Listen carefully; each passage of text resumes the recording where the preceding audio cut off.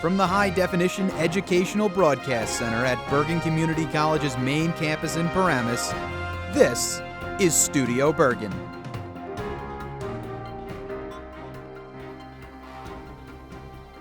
Hi everyone, I'm Larry Levanka, and welcome to this month's edition of Studio Bergen, your connection to the state's largest community college. The past year has seen Bergen rise through the ranks of its national and regional peers, becoming the home of the #1 tutoring center in the country and where more New Jersey students graduate with associate degrees than any other school. Well, it's happened again. On March 14th, the members of the college's chapter of Phi Theta Kappa, the honor society of two-year colleges, dominated the award ceremony at the Middle States Region KappaCon convention. En route to earning a dozen awards, the chapter became one of only 3 distinguished chapters among 77 in the Middle States region. For her support of the chapter, President B.K. Walter earned the Regional Coordinator Award, recognizing a college administrator or community member making an extraordinary impact on Phi Theta Kappa. Additional awards included recognition for the chapter's Honors in Action project and special commendations for the students on the chapter's executive board. Noemi Broussard-Couture was even elected regional president at the event and will now oversee the chapters at community colleges in Delaware, New Jersey, Maryland, Pennsylvania, and Washington, D.C. She is our guest in this month's Student Success Spotlight. Noemi, welcome and congratulations. Thank you so much, Larry. So, you're the regional president now for the Middle States region of Phi Theta Kappa. Yes. Why run for that type of position? Well, I have to be completely honest with you. When I came to the college, I had this huge stigma that I was never going to make it, that this was kind of an end goal, and that it had no future for me. So when I joined Phi Theta Kappa, I realized that I had so many opportunities, like service opportunities, leadership opportunities. So for me, the next step was really to run on a regional level. And when I did, I was completely pleased to see that my peers actually liked me and thought that I had a lot of potential. And so I don't know, I think it's going to be a great year for me. So as president, as the regional president, what are some of the things that you will oversee and do? Well, I have to organize a regional Honors in Action project. Also, I would really like to connect the chapters more because we're really strong as individual chapters, but I think that as a regional level, since we are an amazing region, I would really like to connect them with service events or leadership opportunities. And I will also like to really make the chapters grow because some of them aren't really developed. And I think that's such a shame because we're an amazing society. We talked about it earlier, but you are part of an illustrious group of students here at Bergen. Oh, yes. A chapter that has received a ton of different awards. What is it like to work alongside peers like that and as part of a chapter that really is so recognized? Well, I think that we're a great group of people. We have so much chemistry together, so as a team, we're extremely strong, but also as individuals. Every day I go to Honors Hall and I see my peers and I am so proud of them. So I think that they deserve every single award that they won. And I am just so proud every single time they would call our name Alpha Epsilon Phi at the convention. So I think that honestly, it's because of who we are and not because of our academic standing or anything. It's just because of our personality and what we can do and our potential. So I think it's absolutely great to work with them. Well, Noemi, thanks for being here, and hopefully we're going to have a lot more good news from PTK very soon. So they will be part of an international conference coming up in a few weeks, and hopefully you're going to deliver some more awards for us. Yes, definitely will. Okay, good luck, Noemi, and thanks. Thank you. In other news this month, the college once again celebrated Women's History Month in March. Kicking off the event during an opening banquet, organizer and professor Christine Eubank said another year of working together delivered a robust program. One of the things about Women's History Month that I really enjoy, and being part of it is really fulfilling for me, is the collaborative aspect of it. Everyone is involved in making Women's History Month's event at BCC happen, from the student government, students in classes coming to workshops, plus staff involvement. I mean, staff gets to come and does attend a lot of these events, so it's truly collaborative. Keynote speaker, activist, writer, and memoirist Terry Tempest Williams visited on behalf of the month's committee and the Spring Literary Arts Series. During her day-long series of events at Bergen, she conducted a workshop with students and faculty and addressed a large audience as part of her keynote address. What does it mean to be a human being? What does it mean to be fully present? And how do we exercise our voice? How do we speak from the deepest part of ourselves? And what happens when we lose our voice? How do we retrieve it? How do we hold it? How do we honor it? Also during Women's History Month, the college continued emphasis on the study of suburbia once again took center stage. During a panel discussion, moderator Lynn Schott focused her remarks on the changing dynamics of a woman's place in suburbia. 55 years ago, there was a cover story in Time magazine, the June 20th, 1965 issue that focused on the suburban housewife. And in it, they characterized the suburbs and its residents. They said, the key figure in all suburbia, the thread that weaves between family and community, the keeper of the suburban dream, is the suburban housewife. A few years earlier, in 1963, Betty Friedan's Feminine Mystique made quite an impact when it was published. Housewives of that generation were characterized as being bored or trapped in the belief that fulfillment could only come through marriage and motherhood. A question on their minds most of all was, is this it? Women's History Month also featured efforts in support of the Bring Back Our Girls campaign that raises awareness regarding the plight of young women in Africa, such as the 300 kidnapped by Boko Haram last year. In addition to a backpack drive, scholars Dr. Joan Osa Awave and Bine Minte spoke at a conference focusing on the topic. I have to really commend the organizers of the conference at Bergen for being at the forefront of not just talking about the Bring Back Our Girls campaign, but actually doing something about it. And organizing a conference is one major step in that direction, because by being here, we are able to really provide more in-depth information to the Bergen community, so that in terms of what is happening, really happening on ground, in addition to what they are already hearing through various media outlets. I think a conference like this will help students to understand what actually is happening. I mean, in Nigeria, for example, as far as the general situation of women and girls are concerned, in the midst of a crisis where a terrorist group is causing ravage, destruction across the country. Turning our attention to events on this month's schedule, let's take a look at the campus calendar.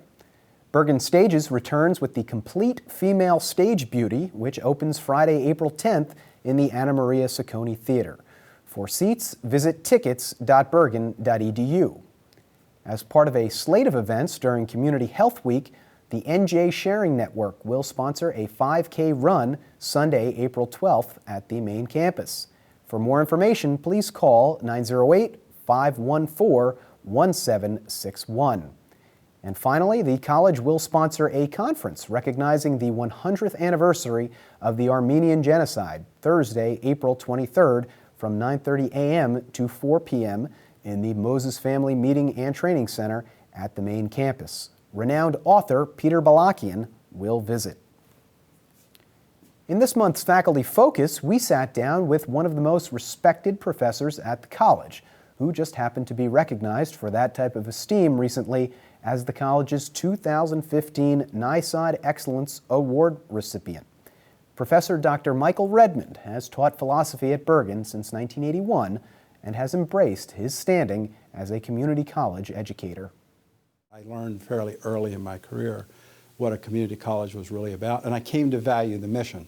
I mean, anyone can teach students with, really high SAT scores and all that. You give them some good books to read and get out of the way. But to teach a classroom of really diverse students, all kinds of abilities, that's a real challenge. So I think it was the mission of community colleges that I came to understand. Once I understood it, I valued it, and I was happy to stay, and I did. Earning the NISOD Award offered Dr. Redmond an opportunity for reflection, fitting for a philosophy professor. NISOD is about recognizing people on campus who have been especially instrumental in promoting student success. And so it gave me an opportunity to think back as a professor, what are the problems with success at a community college, and what particularly have I done in the classroom as opposed to being an administrator to tackle that. And as I thought about that and writing the application, here's sort of the way I laid it out. I think the biggest challenge at a community college is that in the classroom you get really very good students, but you also get students that aren't not nearly as strong. They're widely diverse in their abilities, widely diverse in their preparation for college, but you're supposed to be effective with all of them. You want them all to be successful. But how do you do that? He found an epiphany through Lives on the Boundary by Professor Mike Rose. Don't deny students the opportunity to do college-level work just because they need support in doing that work. That just revolutionized my thinking because it pushed me away from this older model that you put the kids in remediation, you sort of fix them, and then they emerge from remediation ready for college-level work. I think colleges still rely upon that model. I think it's a bankrupt model, and Rose helped me to understand that. Then he said that if you want students to be successful in the classroom, they need to hear good lectures. I know sort of the trend these days are away from lectures, but I think good lectures are valuable. They need to read good books. They need to discuss what they're reading and what they're listening to the professor say with each other and with the professor, and then they need to write about that. So it's these four things. So when I conceive of a course, I try to think of a mix of pedagogical activities that keep those four things going. Now, obviously, sometimes I succeed at it better than I do other times, but that's made my classroom a bit more chaotic than it used to be. And I haven't rigorously tested this, but my sense is that my students do better. In a career that has seen Dr. Redmond serve as both an administrator and faculty member, he believes NISOD remains humbling. I found the re-entry harder than I expected. Maybe it was because I was getting older. You know, I thought it would be just like this, and I found, no, it took me a while to get comfortable again in the classroom. And then there have been some really good professors here who have gotten this NISOD award. Then when this happened, I mean, I didn't apply for it, never thought to apply for it. And then I got a call saying that I'd been nominated by someone. And I first said, well, no, I just don't think that's the thing for me. I'm not real big on awards anyway. But then I thought, well, look, someone thought enough to nominate me. So I wrote that application, and it sort of moved quickly from there. And then I get an email from the academic vice president and from the president saying I won the award. So yes, it's an honor to be recognized both in the classroom over against my administrative career. For Dr. Redmond, devoting his career to higher education remained the right choice. End of my sophomore year in college, I was with some friends sitting at the seashore, and it was sort of a bull session. And it's about 2 o'clock in the morning, and we were talking about these big issues in life. And when you're overly tired, I don't remember whether there might have been beer or something. That part I don't remember. When you're overly tired, like everyone thinks that whatever they're saying is profound. But then the rest of them left, and I was left there by myself. And I was thinking of the wave hitting the shore. And I was thinking about some of these questions, some of these big questions in life, and what I had been taught. And I wondered, are these things really true? Could I even know that they're true, right? And I thought that if I didn't come to grips with that it would be just like those waves. If I come back 100 years from now, if we lay aside climate change, those waves are still going to be pounding that shore. And if I didn't deal with these questions, they were going to just keep nagging with me. Then I'm in my early 30s, and you know, you look up and say, hey, I got to make a living too. And it seems like one of the things that you often do these days, if you have that kind of training, is that you teach. You become a college professor. So I did, you know, and it worked out, and I enjoyed it. Now, why do I continue to do it? There are base reasons, to be sure, but you know, for Plato, for instance, And I think a lot of philosophers would agree with this more or less. Knowledge is not about memorization. It's not a transfer from what's in the professor's head to the student. It's a transformational experience, you know. So Socrates asked questions to maneuver the student in a position that the student has the aha moment and sees for himself or herself. I think that's what good teaching does. It transforms you as an individual. It's not just facts that you can list down. So you may know that philosophy comes from two Greek words that mean love of wisdom. And part of what wisdom means is this knowledge that transforms. And so I think as a professor, you get a chance to get students in that position that they can begin to change themselves because they have a better insight in the nature of truth or beauty or goodness or justice. Those are worthy things to contemplate, and in contemplating them, you begin to change. In its continued pursuit of enabling greater access to programs and education as a whole, the college has entered into a 5-year shared service agreement with the Englewood Board of Education to provide degree program and continuing education classes in the city.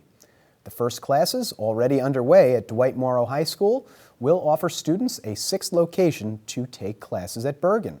Joining the main campus in Paramus, Bergen Community College at the Meadowlands in Lyndhurst, the Philip J. Ciarco Jr. Learning Center in Hackensack, the Law and Public Safety Institute in Mahwah, and Fort Lee High School in Fort Lee. Another deal signed last month further linked two Bergen County institutions, Bergen and the Ramapo College of New Jersey, streamlining the transfer process for music majors. Bergen graduates with an Associate of Fine Arts in Music, Business, or Technology can now enter Ramapo with more than 60 credits toward a Bachelor of Arts degree in music or production already completed. The college maintains 45 articulation agreements with 4-year institutions such as NYU, Johnson & Wales, and many in-state universities. In this month's Sustainability Minute, we meet a former Bergen student who has plans to involve people just like him in his new job. Hi, my name is Rachel Wieland, and I'm your host of Sustainability Minute. Today we're going to meet the Assistant Director of Bergen County Parks. He's going to talk about his job and how he's hiring students to work in his division. The Bergen County Park System has around 9,000 acres of parkland, and we have 21 parks in the Bergen County system. We also have 5 golf courses in Bergen County and a nationally accredited zoo. If any of the students choose to work in any of these facilities, please feel free to contact us through email, phone, and we will be happy to entertain applications. Staying on the One Bergen County Plaza theme, I'm honored to welcome our next guest to the show. He is an ardent supporter of the college, Bergen County Executive, Mr. Jim Tedesco III. Mr. County Executive, thank you for being here and taking time out of what is, I'm sure, a very busy schedule to make time for us here at the college. I'm glad to be here this morning and to be in one of the places that I truly love and admire. Well, thank you. And short commute for you today. You know, the hometown guy, the quintessential Paramus guy. Is actually real short. Part of my property is right along the property line of the college, so and the golf course, so very short. So the first question to talk about, I think people in Bergen County have a general idea, or a pretty good idea about what the county executive does. But that form of government is not universal in the state of New Jersey. It certainly isn't universal in the country. So let's touch on that. The function of county executive. What does a day look like for Jim Tedesco or anyone else that has held that job in the last few decades? Well, let's just start first by saying there's 5 county executives. 21 counties in the state, there's 5 county executives. The rest of the counties are run by a freeholder form of government, which Bergen County used to have up until 1986, when the voters of Bergen County chose to go from a freeholder board to a county executive freeholder board government. My day starts very early. I usually start with getting some updates from my staff about what happened over the last 24 hours or so. But Bergen County is a county of almost 1 million people, 925,000 people.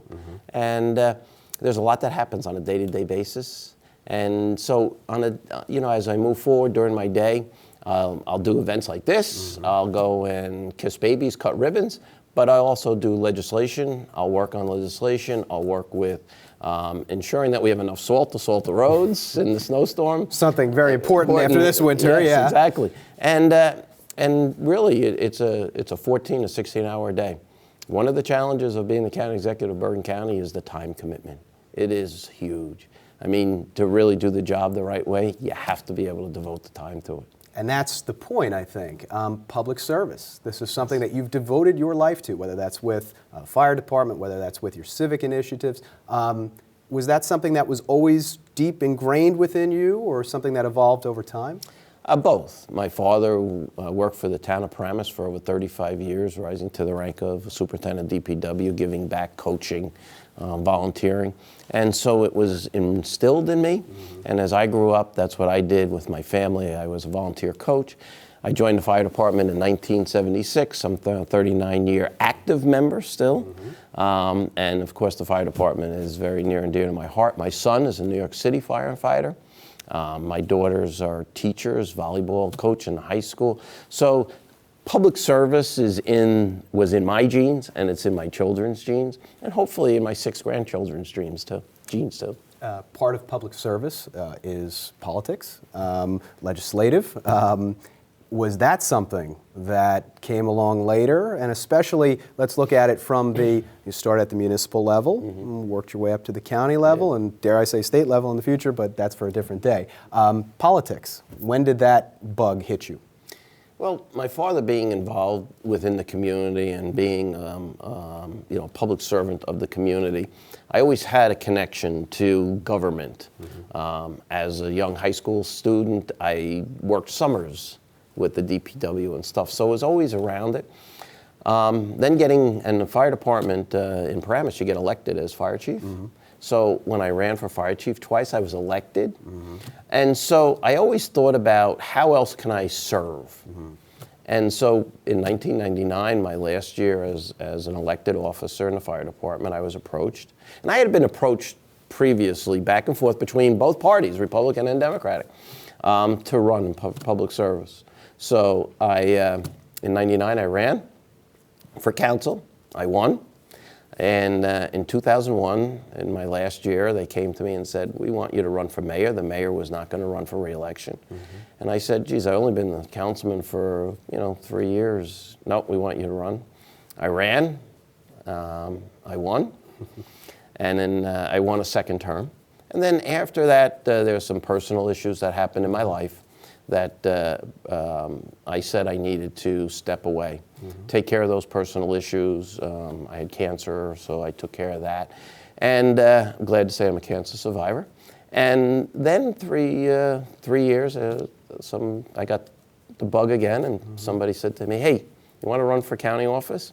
I ran in the Christie landslide, but I was a Democrat that won in Bergen County. Ongoing theme, actually, that's happened a few times for you. Yes. One of my mayoral campaigns was against a former state senator in New Jersey. So I took the challenge, and last year won decidingly. And happy to say I'm the first Italian-American county executive in the history of Bergen County. And so we're doing good things, and I'm very pleased with that. And of course, after you win, it comes the job of governing, and that's what you're in right now. You're coming to the end of your first 100 days in office. That's always a barometer, always a word or a phrase that gets thrown out there. Are you happy with the way things have gone so far? I'm very happy. And I believe the people of Bergen County are very happy too. I'm a man of my word. And on January 1st, I sat down with the Bergen County prosecutor, Bergen County sheriff, and we signed a memorandum of agreement realigning the Bergen County Police into the Bergen County Sheriff's Department, one of the largest legislative actions, I believe, in the history of Bergen County. And so that was a promise that I made and I kept. I've also promised that I would install people in office that were the right people, not just for political purposes, and I've done that. I've taken my time. We're just in the process now of putting in an inspector general, which is a brand new position. It won't require us to bring anyone new in, but we're going to give that responsibility to one of our attorneys to ensure integrity and openness in government. So the things that I promised along the way, I promised that people that came into my administration that were taking a state pension, if they came into my administration, would have to take a pay cut. They've taken a 15% pay cut. A mayor that came into my administration, I had said that you can't hold public office. A mayor resigned to come into my administration. So those are all the things that I promised during a campaign that I've delivered on in the first 100 days, along with some other very exciting and unfortunate things. But yeah. Moving beyond the first 100 days, of course, there's another 3+ years. What are some of the things that you have on your radar that you're going to try and accomplish as county executive? Re-election? Well, like I said, there are 3+ years and there's beyond, right?